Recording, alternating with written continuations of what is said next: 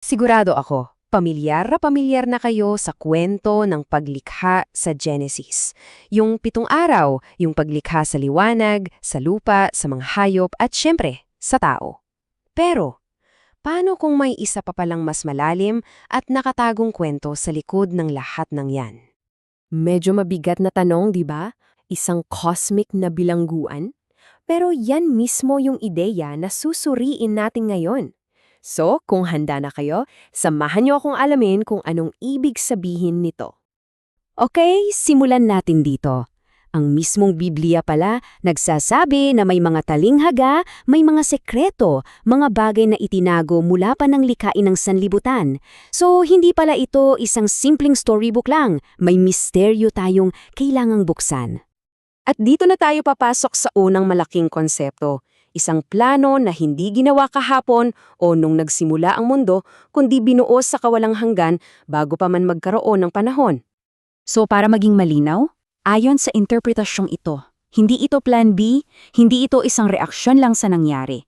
Bago pa man ang let there be light, alam na raw ng Diyos ang tungkol sa pagbagsak ng mga anghel, at ang buong plano para sa katubusan ay nakalatag na. At dahil dyan, biglang nagkakaroon ng ibang bigat itong pamilyar na verse na to. Kung hindi lang literal ang ibig sabihin ng kadiliman at tubig, ano kaya talaga ang sinisimbolo ng mga ito sa napakalaking cosmic drama na pinag-uusapan natin? At eto na, dito na papasok yung pinaka-central na idea sa lahat. Yung mundong ginagalawan natin, etong pisikal na universo, ay sadyang idinisenyo pala bilang isang kulungan. Grabe tong pananaw na to, no? Ang ibig sabihin, yung kaguluhan na binabanggit sa Genesis chapter 1, yun daw mismo yung ingay at gulo ng mga nakakakulong na puwersa na nagwawala sa loob ng kanilang selda. So isipin nyo, parang may mapa itong cosmic prison na to. Yung dagat, yan yung purong kaguluhan. Yung langit, yan yung teritoryo ng kalaban. At yung lupa, yung tuyong lupa, yan yung itinakdang arena. Yung courtroom kung saan magaganap ang plano ng Diyos. Siyempre, ito ang pinaka-logical na tanong, kung ito pala ay isang maximum security cosmic prison, bakit tayo nandito sa loob? Anong ginagawa natin dito?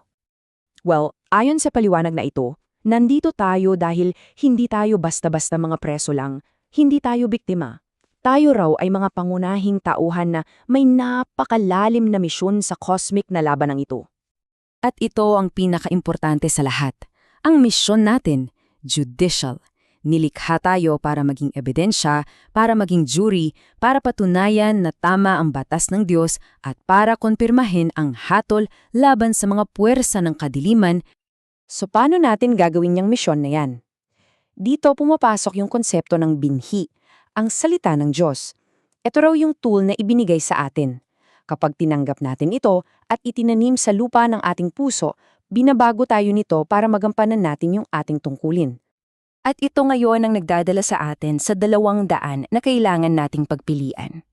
Isang pagpili na magsasabi kung anong magiging papel natin sa buong cosmic trial na to. At heto ang malinaw na pagkakaiba. Sa isang banda, yung larawan ng Diyos ay yung mga tumatanggap ng salita at nabubuhay para sa pag-ibig. Sa kabilang banda naman, yung halimaw ay yung nabubuhay para sa sarili, para sa yaman, para sa kapangyarihan, na sa huli nagiging alipin lang din ng kaguluhan sa loob mismo ng bilangguan. So makikita natin na hindi ito isang passive state, ito ay isang aktibong paglalakbay. Kailangan mong tanggapin, alagaan at isabuhay. Ito raw yung proseso ng pagbabago mula sa pagiging isang bilanggo tungo sa pagiging isang hukom. At lahat ng ito, yung plano, yung bilangguan, yung pagpili natin, lahat yan ay may isang patutunguhan, ang rurok ng buong cosmic drama, ang huling paghuhukom.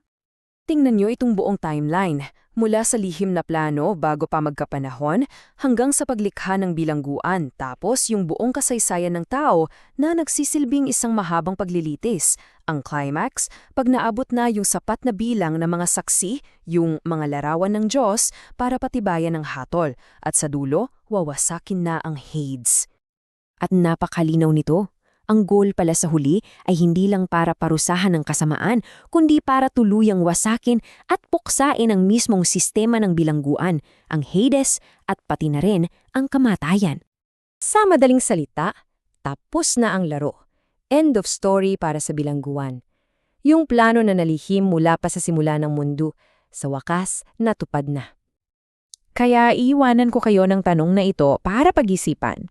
Kung totoo ang pananaw na ito na ang bawat araw natin ay bahagi ng isang cosmic trial at ang bawat desisyon natin ay isang testimonya, paano kaya nito babaguhin ang paraan na pamumuhay mo simula bukas?